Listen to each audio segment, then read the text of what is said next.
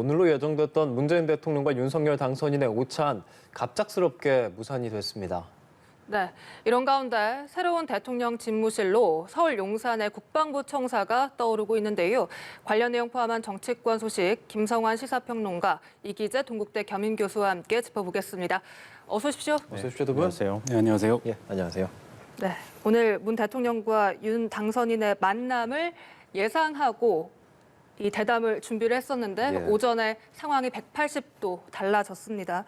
이렇게 당일날 당선인과 대통령의 만남이 무산됐던 적이 있습니까? 아니요, 제가 기억하기로는 없었던 것 같아요. 미리 사전에 충분히 조율된 상태에서 회동이 이루어지기 때문에 예. 이렇게 회동 직전에 취소되는 일은 저 본 적이 없는 것 같거든요. 네. 과거에 예를 들면 영수회담 같은 대통령하고 여당 대표나 아니면 야당 대표하고 만나는 자리 이런 것들은 좀 갈등이 있거나 아니면 약속이 취소되는 경우가 있기는 했었는데 이렇게 당선인과 현직 대통령의 만남이 회동이 취소되는 경우는 거의 없었던 것 같아요. 특히 이제 정권이 연장될 때는 서로 간에 갈등이 있다 하더라도 회동이 취소되거나 그럴 일은 없잖아요. 예.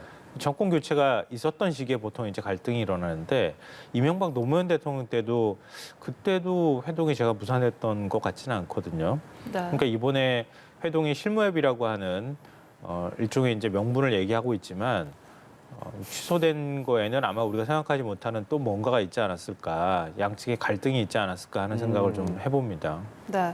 그러니까 오늘 배석자 없이 만나고 허심탄회하게 격의 없이 얘기할 예정이다. 이렇게 예상이 됐었는데 갑작스럽게 당일에 취소가 됐단 말이죠. 교수님께서도 예상 못하셨죠? 그렇죠. 어제까지의 상황에서는 당연히 오늘 그 회담이 진행될 거라고 예상을 예. 했었고, 물론 이제 형식과 이런 부분에서 저는 서로 간에 차이가 있었을 거라고 보지는 않고요. 아마도 내용적인 이견이 좀 있지 않았을까 이렇게 예상이 됩니다. 이 형식 관련해서는 역대의 이제 이제 당선자를 현직 대통령이 청와대로 모실 때는 대부분 다 예를 들어서 문 밖에 나가서 깍듯이 모셔오고 또 어떤 음식을 좋아하는지에 대해서 사전에 실무단에서 협의해서 당선자가 좋아하는 음식을 좀 오찬으로 준비하고 등등 아주 극진하게 해왔거든요. 예. 그리고 이번에 또 비공개로 두 분만의 대담이 있다고 해서 그런 부분도 잘 협의가 되고 있다고 봤지만 결국 이제 내용적인 측면에서 이후의 토론으로 우리가 다루겠지만 합의가 좀 잘 되지 않은 게 아닌가 이런 측면을 좀 볼 수 있을 것 같고 어쨌든 시기는 상당히 저는 이제 지금 한 일주일 정도 된 상황에서 하는 거 아니겠습니까? 예. 그 과거에 김영삼 대통령이 이제 그 김대중 당선자를 와의 면담할 때 이틀 만에 했거든요. 그게 가장 빨랐던 거고, 그 이후에 이제 박근혜 대통령 당선이라든가 이명박 대통령 당선 때는 9일 정도 걸렸기 때문에 이번에 한 일주일 정도면 저는 적정하게 좀 빠르게 하는 거 아닌가. 그래서 좀 인수인계 과정이 좀 그나마 순탄하게 진행될 것으로 봤지만 오늘 회동이 이제 무산되면서 좀 생각보다 물 밑에서 좀 갈등의 골이 좀 깊은 거 아닌가 이런 점을 좀 국민들이 우려하지 않을까 이렇게 생각됩니다. 예. 네. 그러니까 청와대와 윤 당선인 측 모두 실무 협의가 마무리되지 않았다는 것이 표면적인 이유.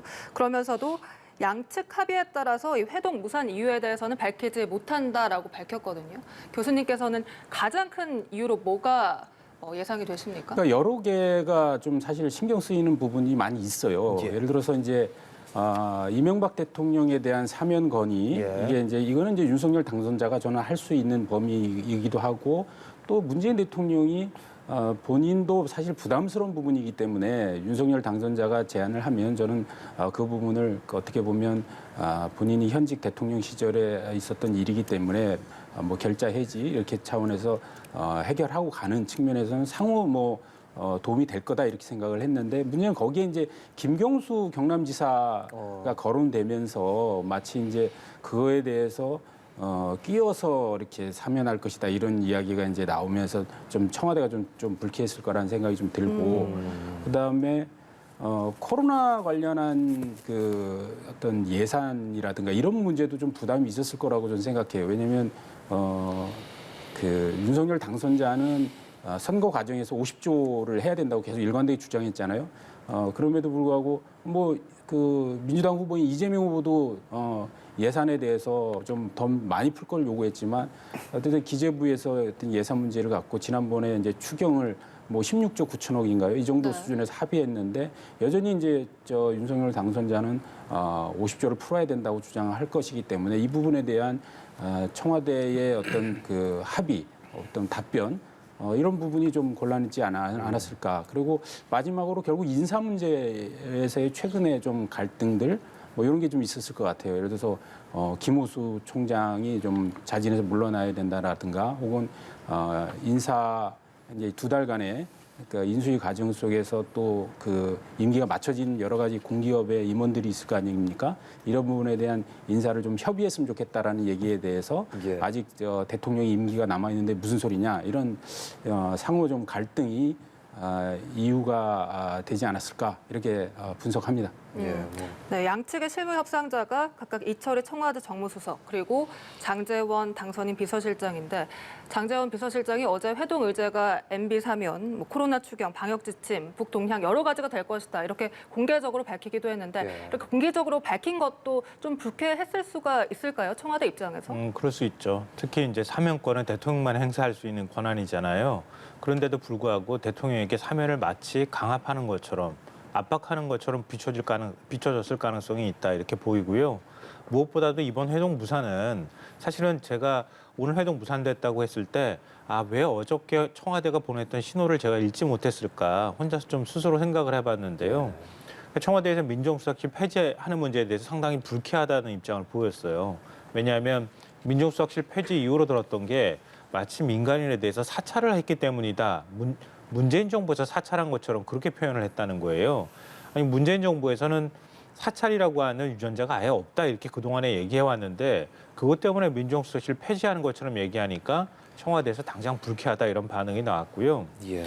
공공기관장 인사하지 말라고 공개적으로 요구했잖아요. 김은혜 인수위 대변인도 그런 언급을 했는데 그 부분에 대해서 인사권은 현직 대통령의 권한이다. 이렇게 입장이 나왔어요. 이것도 썩 기분 좋은 반응은 아닌 거 아니에요? 그러니까 이런 신호들이 이미 나왔다. 그걸 왜 제가 읽지 못했을까? 이런 생각을 하게 됐는데요. 저는 무엇보다도 윤핵관 문제 때문이라고 봐요. 그러니까 윤핵관이라고 스스로 윤핵관이 자랑스럽다고 하는 권성동 의원이 예. 너무 많은 말들을 했어요. 그러니까 특사 얘기 나오면 이명박 전 대통령 특사에 대한 국민적 여론은 제가 느끼기엔 좋지 않아요. 박근혜 전 대통령하고 또 다르거든요. 그러니까 개인적 비리 문제가 얽혀 있기도 하고 그 정치적 문제라고 보기도 어려운 이런 사안이란 말이에요. 연이어 대통령을 이런 식으로 사면하는 거 이게 지금 윤석열 당선인이 그동안에 얘기해왔던 법치라든가 아니면은 공정과 상식이라고 하는 원칙에도 맞지 않아요. 국민 통합이라는 거에도 저는 부합하지 않는다고 생각하는데요. 왜냐하면 김대중 전 대통령이 당선인 시절에 김영삼 전 대통령한테 전두환, 노태우 2명에 대해서 사면을 건의했던 거는 피해자가 국민 통합 차원에서 사면을 요청했던 거예요. 예. 그리고 또 이렇게 압박하듯이 얘기하지도 않았고요. 거기에 대해서 사면이 받아들여졌던 건데 지금은 피해자라고 보기도 어려운 상황이잖아요. 윤석열 당선인은 오히려 이명박 대통령을 구속시킨 사람이에요. 근데 거기에서 지금 사면하라고 내가 하기 부담스러우니 문재인 대통령이 사면하시오. 이렇게 비춰질 수 있는 거를 그냥 윤핵관이라는 사람이 그냥 서슴없이 얘기한다는 거예요. 그리고 거기까지 갔다고 하면 모르겠는데 그게 아니라 마치 특별사면을 정치적 뒷거래 대상처럼 만들었다는 거죠. 김경수 전 경남지사 문재인 대통령 측근이라는 거 다 아는 사실인데요.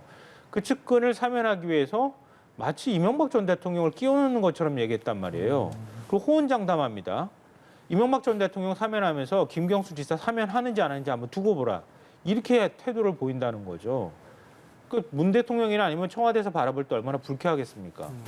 그리고 그동안에 문재인 정부 시절 내내 임기제 보장해야 된다고 얘기했고 그리고 윤석열 당선인이 검찰총장 시절에 이거 징계 부당하다고 얘기했을 때 그리고 임기제 문제 얘기했던 거 아니에요? 임기 2년 보장돼 있는 검찰총장을 그냥 징계로 쫓아내려고 한다 이렇게 얘기했던 거 아닙니까?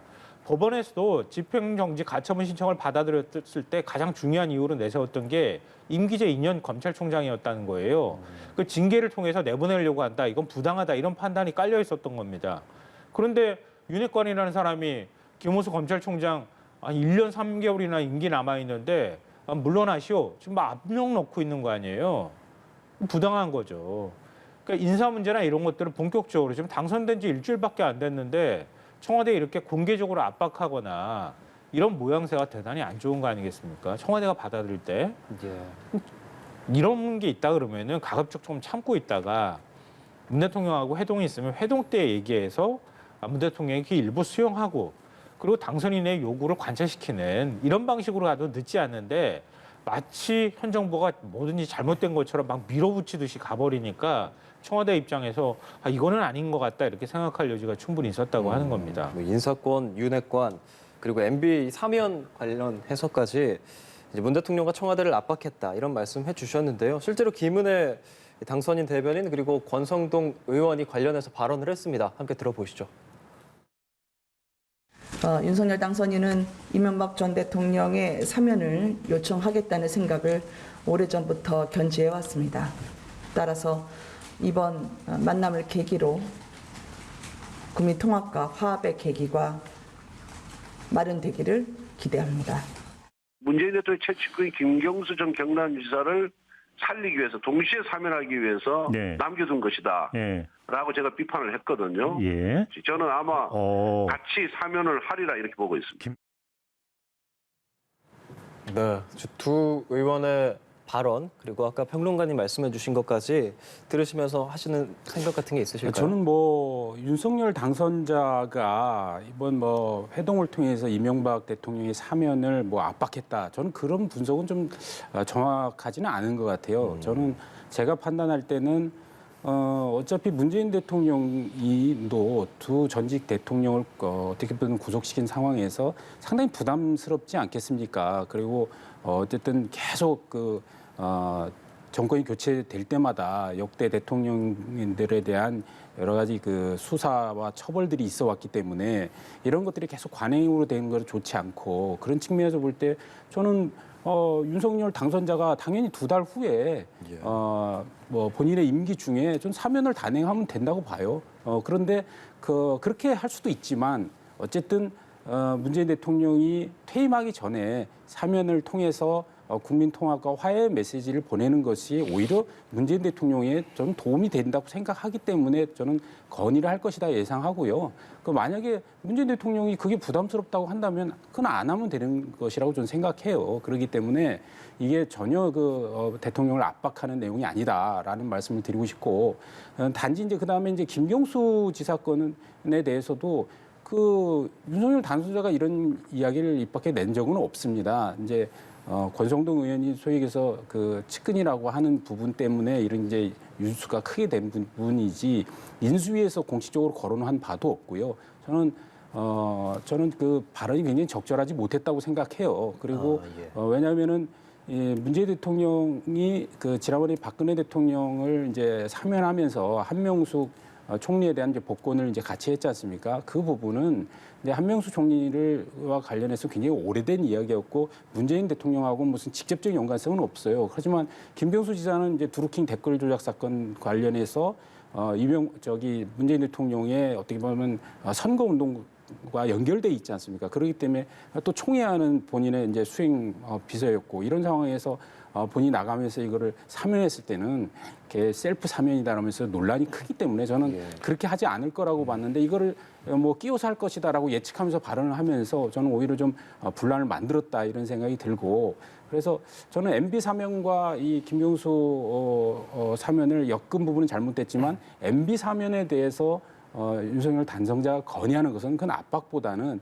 어떻게 보면 서로 문재인 대통령의 마음을 좀 편하게 해주려는 측면이 있었다 이런 측면을 말씀드리고 싶습니다. 네. 또 언제부터 윤석열 당선인이 문재인 대통령 마음까지 이해하면서 마음 편하라고 해주겠습니까? 그런 사이도 아니잖아요, 솔직히.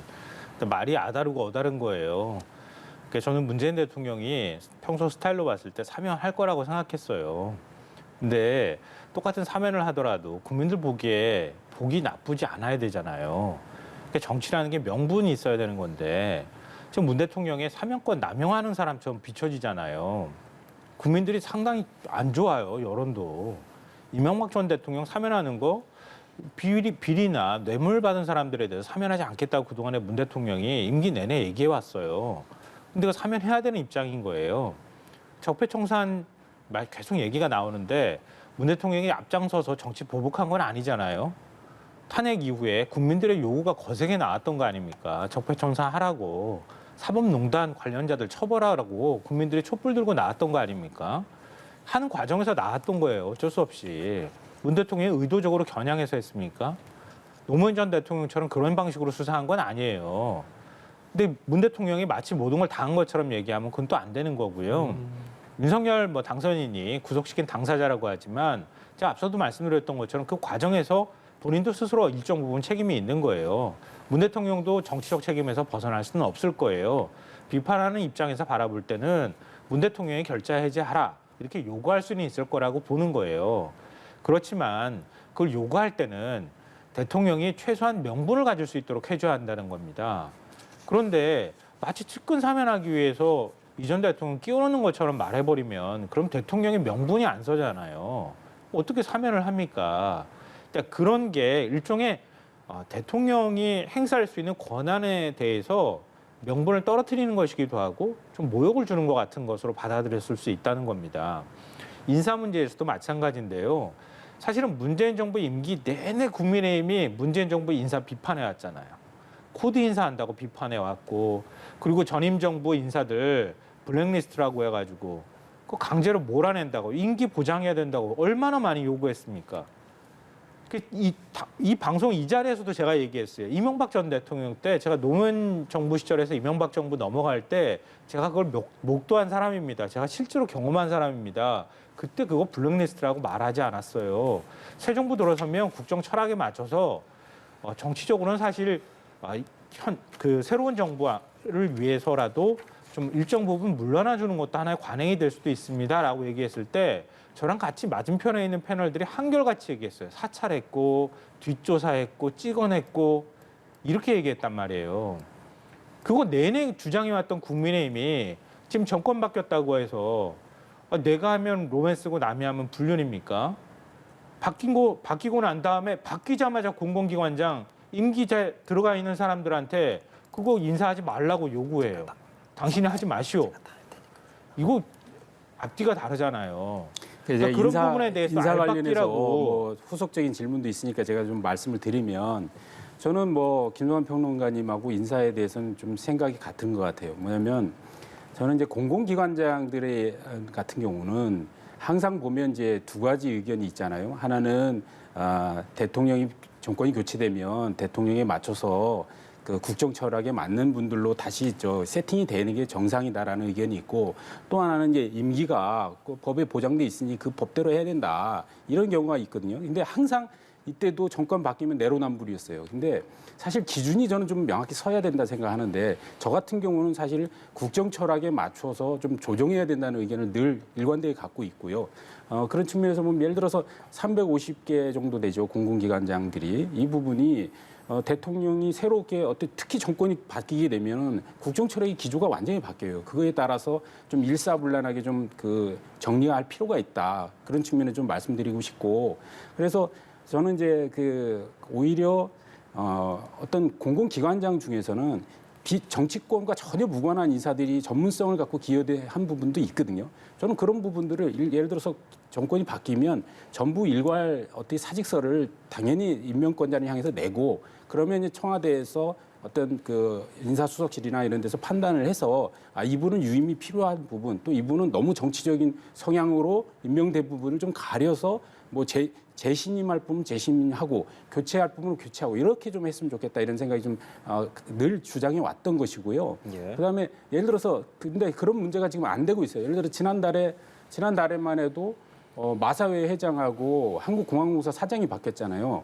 여기 임기가 한 3년 돼요. 그러면 윤석열 당선자가 이제 들어서고 임기가 5년인데 3년 동안 그러니까 전 정권 인사하고 불편한 동거를 해야 되는 상황이 벌어지잖아요. 얼마나 일이 힘들겠어요. 예를 들어서 이번에 지난달에 임명된 마사회 회장은 문재인 대통령의 직속 기구인 정책기획위원회 위원이었고, 또 한국공항공사 사장은 청와대 문재인 대통령 청와대 비서관이었어요. 이렇게 정치적인 어떤 분이 어떻게 보면 나중에 좀 뭐 보훈 인사 비슷하게 이제 낙하산으로 들어간 경우인데 이렇게 하면 3년 동안 이 불편한 동거를 저는 이런 것들은 좀 어떻게 보면 사회적인 어떤 그 컨센서스가 형성돼서 앞으로 정권 교체 시마다 이렇게 반복되지 않도록 좀 조치가 필요하지 않겠냐는 생각을 합니다. 네. 이기재 교수님 굉장히 좋은 지적해 주셨는데요. 저도 동의합니다. 똑같이. 근데 내가 왜 정권 잡았을 때만 그 얘기 하느냐는 거예요. 그 말씀 드렸던 거고요.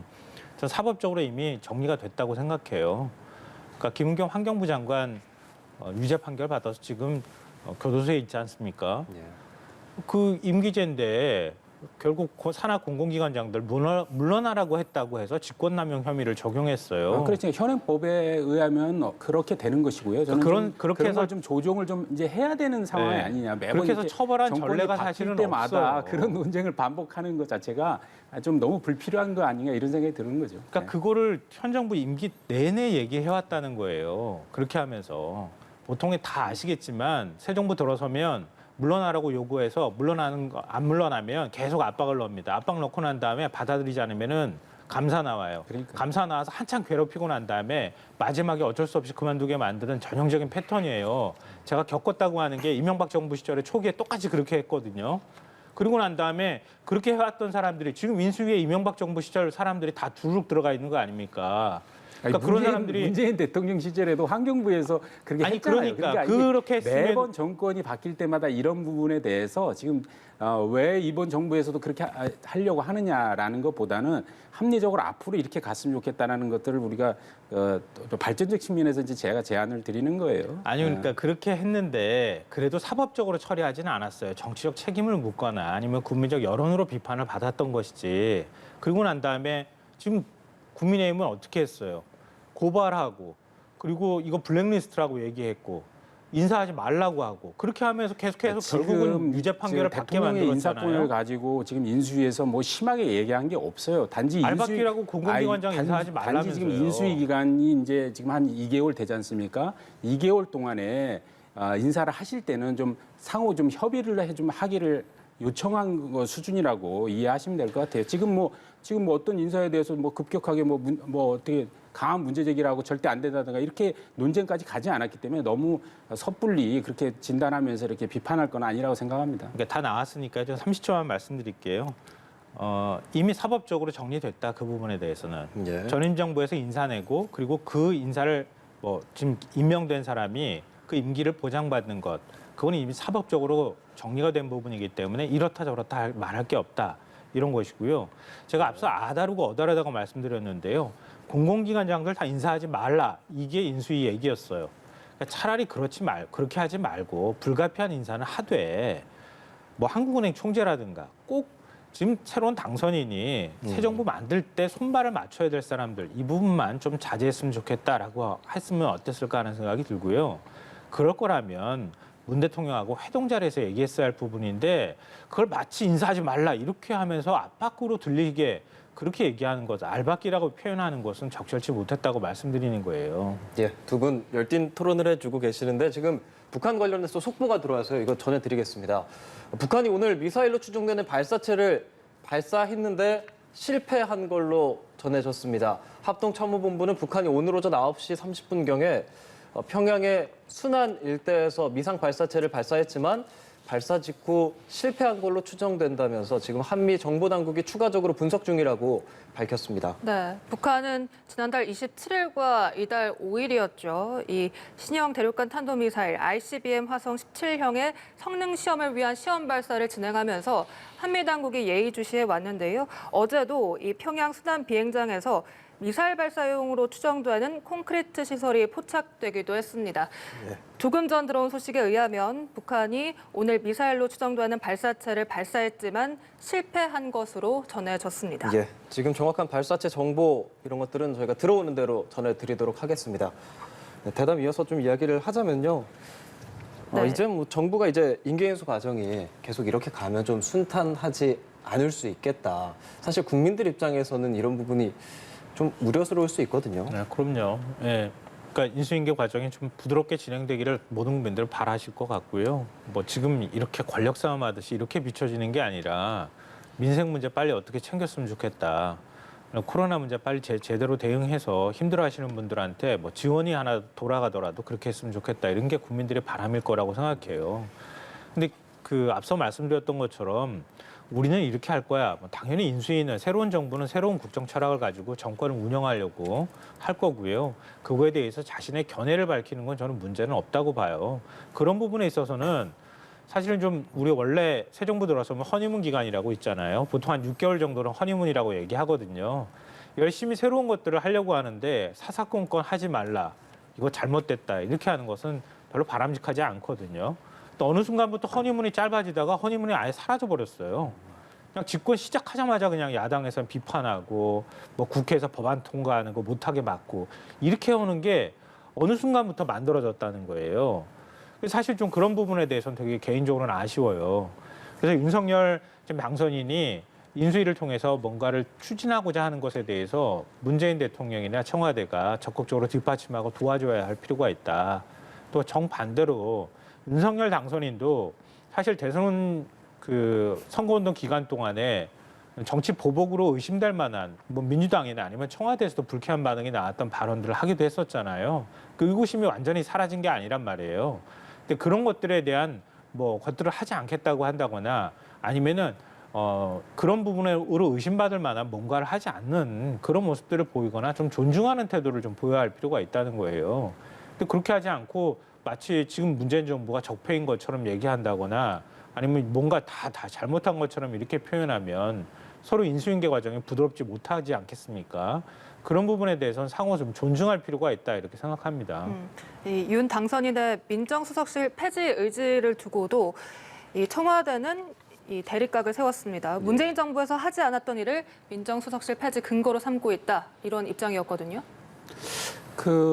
우선은 이제 인수위 과정에서 그 어떤 잡음이라든가 불협화음은 저는 어떻게 보면 뭐 피할 수 없는 문제라고 생각해요. 그리고 과거에 보면 그렇게 인수위 과정이 그 전 정부와 이렇게 아주 부드럽게 진행된 사례들이 거의 없습니다. 예를 들어서 제 기억으로는 이제 김영삼 대통령이 상당히 잘했던 것 같아요. 김대중 대통령 당선자와의 관계에서 청와대에서 이제 이틀 만에 이제 회동을 하기도 했고 이어서 부부 동반으로도 식사도 하셨고 거의 주례 회동을 하면서 인수인계를 잘 해주셨어요. 그런 면에서 굉장히 좀 대인배 역할을 좀 하셨다고 보고 그 이후에 보면은 노무현 대통령이 당선됐을 때도 노무현 인수위가 김대중 정부하고 또 상당히 많은 마찰이 있었고요.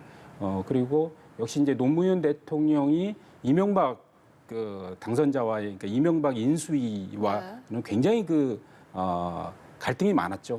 특히 이제 정부조직법 관련해서 그리고 이제 어떻게 보면은 이명박 인수위가 들어가서 정권이 교체됐으니까 새로운 이제 국정 운영에 대한 틀을 짜려고 공약을 정리하는 과정에서 기존 이제 노무현 정부의 어떤 파견된 공무원들과 어떤 마찰들 이런 것들이 계속 외부로 노출되면서 마지막 노무현 대통령이 이런 식으로 소금 뿌리면 내가 소금 뿌리겠다는 말까지 할 정도로 굉장히 갈등이 심했던 적이 있기 때문에 지금 이 단계는 아주 초기 단계라고 좀 보고 이게 계속 진행되면서 한 60일간 엄청난 이런 어떤 갈등들이 있을 거라고 생각돼요. 특히 이제 민정수석실 폐지 이것도 마찬가지예요. 결국은 새로운 당선자 입장에서는 청와대 조직을 앞으로 이렇게 개선해 가겠다. 혹은 정부 조직을 이렇게 해보겠다. 이런 생각을 갖고 있을 거 아니에요. 그러니까 본인이 생각하는 어떤 청와대라든가 정부에 대한 개편 방향은 결국은 과거의 문제로부터 시작해서 개선책을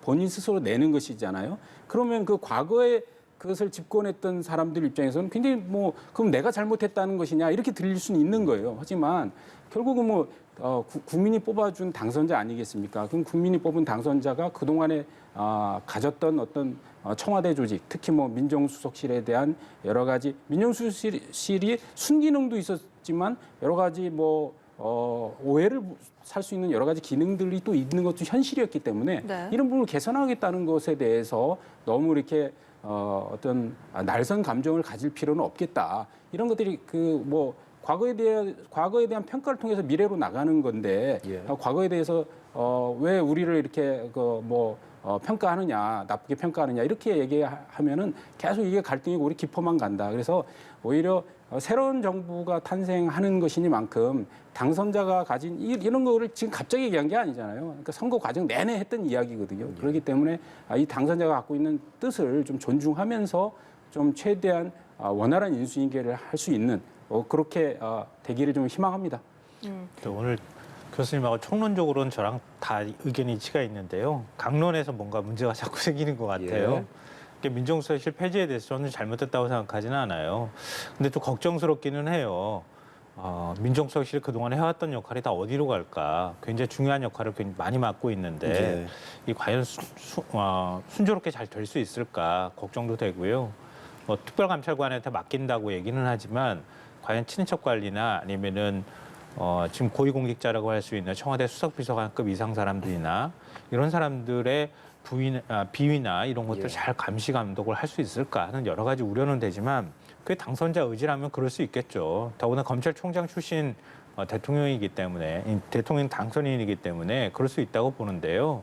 다만 이제 청와대에서 불쾌하다고 반응이 나왔던 부분은 문재인 정부 민정수석실이 사찰을 하거나 뒷조사를 한다거나 부정적인 역할을 해왔기 때문에 우리가 민정수석실을 폐지한다라고 밝혔다는 그 부분이라는 거예요.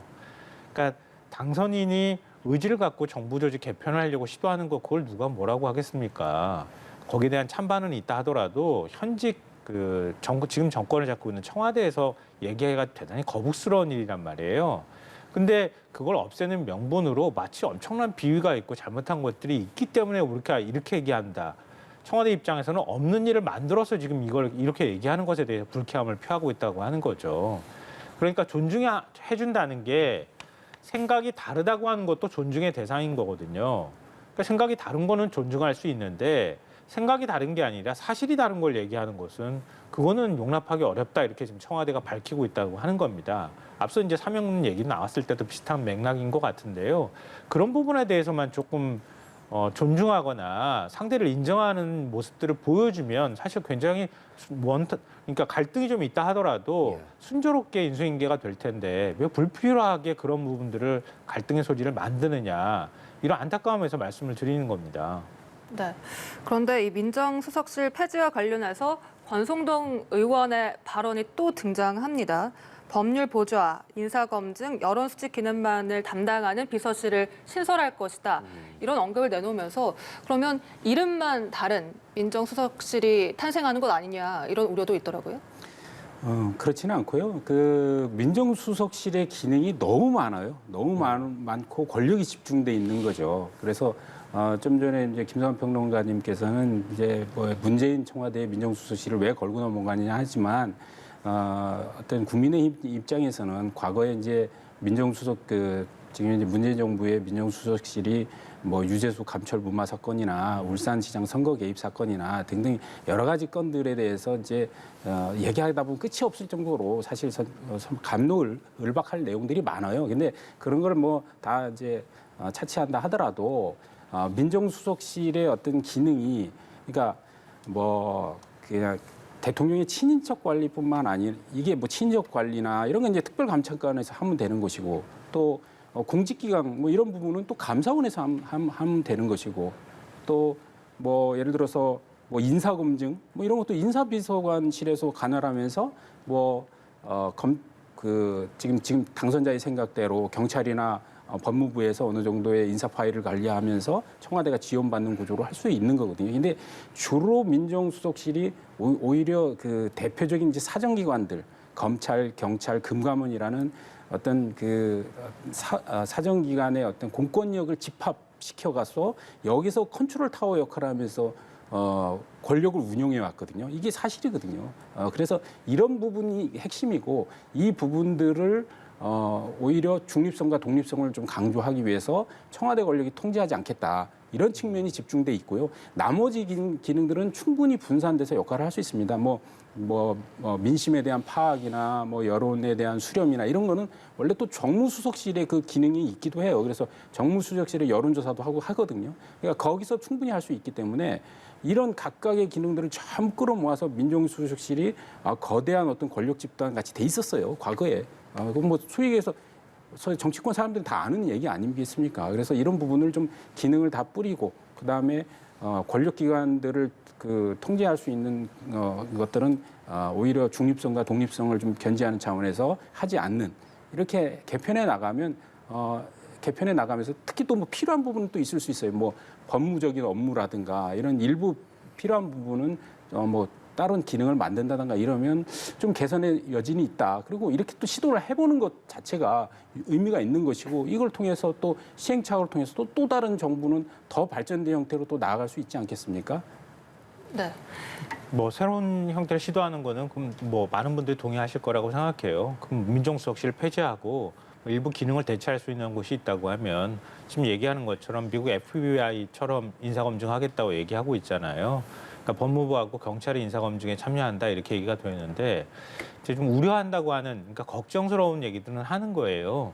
예를 들면 인사검증을 경찰이나 검찰 법무부에서 한다고 하면 인사의 가장 핵심은 사실 기밀이잖아요.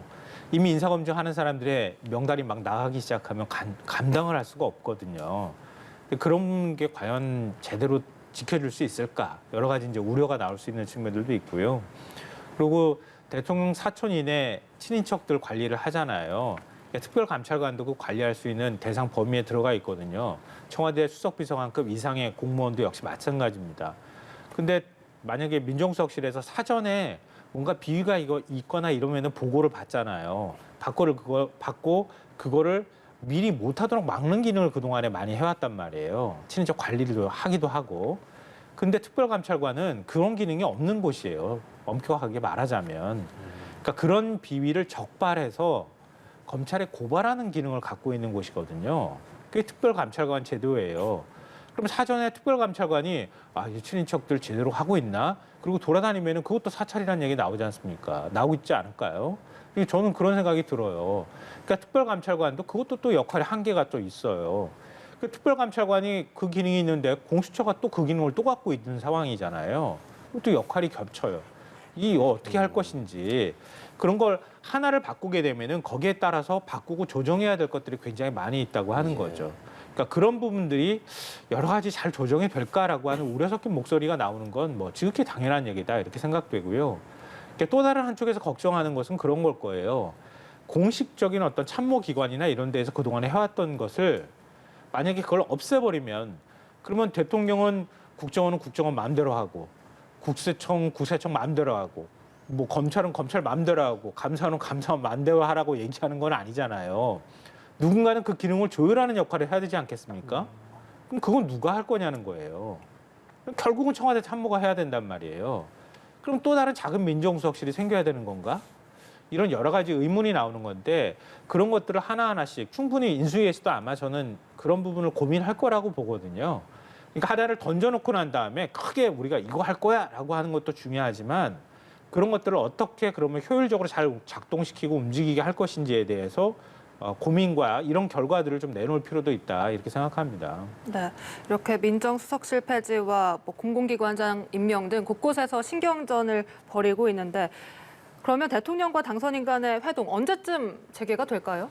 조만간에 다시 아마 할 거라고 봅니다. 회동을 아예 안 할 수는 없는 거잖아요. 그러니까 제가 앞서도 여러 차례 말씀드렸던 것처럼 당선인이나 아니면 인수위 그리고 이른바 윤핵관이라고 불리는 의원들도 좀 말을 절제해 줬으면 좋겠다. 원활한 인수인계를 하기 위해서는 그런 부분에 대한 절차가 좀 필요하다고 보고요. 청와대가 사사건건 반응하는 것도 보기 좋은 건 아니잖아요. 청와대가 그런 부분에 있어서도 좀 일정 부분 인내가 필요하다 이렇게 생각합니다.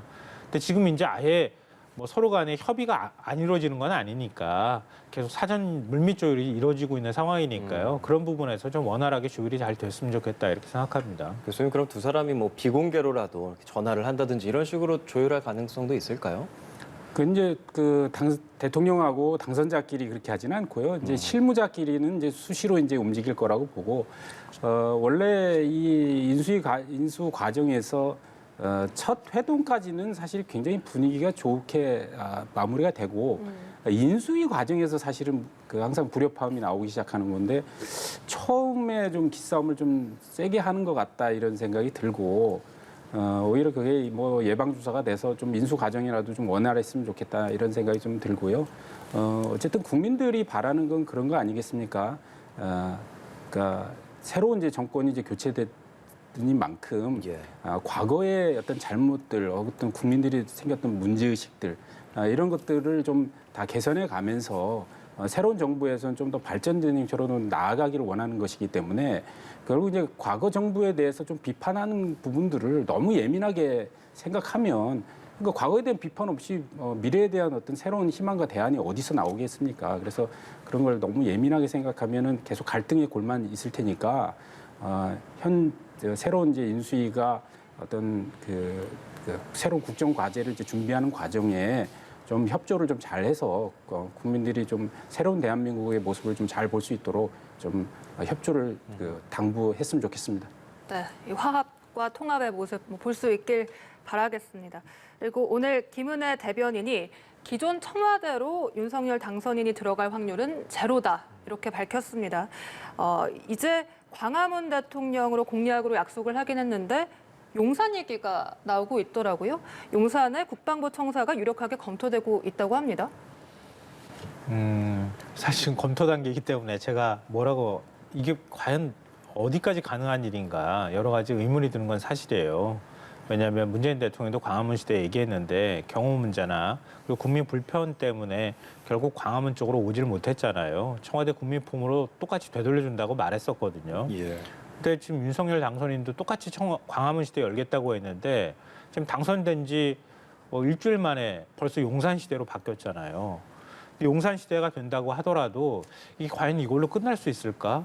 국방부 청사하고 그리고 뭐 국방부 장관이 사용하는 관사든 하여튼 어디 관사든 그 주변에 있는 관사를 사용하면 국민 불편도 줄게 될 것이고 주변에 건물이 상대적으로 높은 건물이 많지 않아서 경호 문제도 비교적 용이할 것이고 이런 것은 얘기할 수 있는데 그럼 대통령이 모든 업무가 다 거기서 해결되는 게 해결이 될 수 있을까?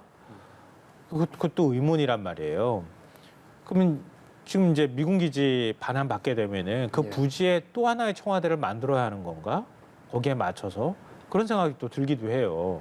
근데 이게 하나하나가 사실은 다 어떤 정무적 판단이 필요하고 또 거기에 따르는 예산 문제, 현실적인 경호, 국민 불편 이런 것까지 다 고려를 해야 되기 때문에 이 과연 어디까지 가능할까? 사실 좀 의문이 되기는 해요. 근데 물론 이제 지금 청와대 자리라고 하는 게 굉장히 역사성도 있는 자리이기도 하고 또 영역의 역사를 다 품고 있는 곳이기도 하잖아요.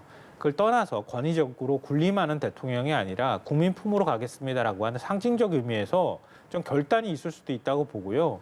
뭐 그 결단에 대해서 제가 뭐라고 폄훼하거나 비판할 생각은 없습니다. 근데 그 결단에 따르는 뒤에 나타날 수 있는 감당해야 될 문제들이 적지 않다. 그런 것들을 좀 지혜롭게 잘 풀어야 할 필요가 있다 이렇게 생각합니다. 네. 윤 당선인이 이 소통을 위해서 청와대를 이제 이전한다, 해체한다 이렇게 밝혔는데 국방부로 가면 국방부도 청와대만큼 폐쇄적이다 이런 얘기가 있습니다. 그렇죠. 저는 그 국방부 이야기가 나와서 대단히 실망스럽습니다. 왜냐하면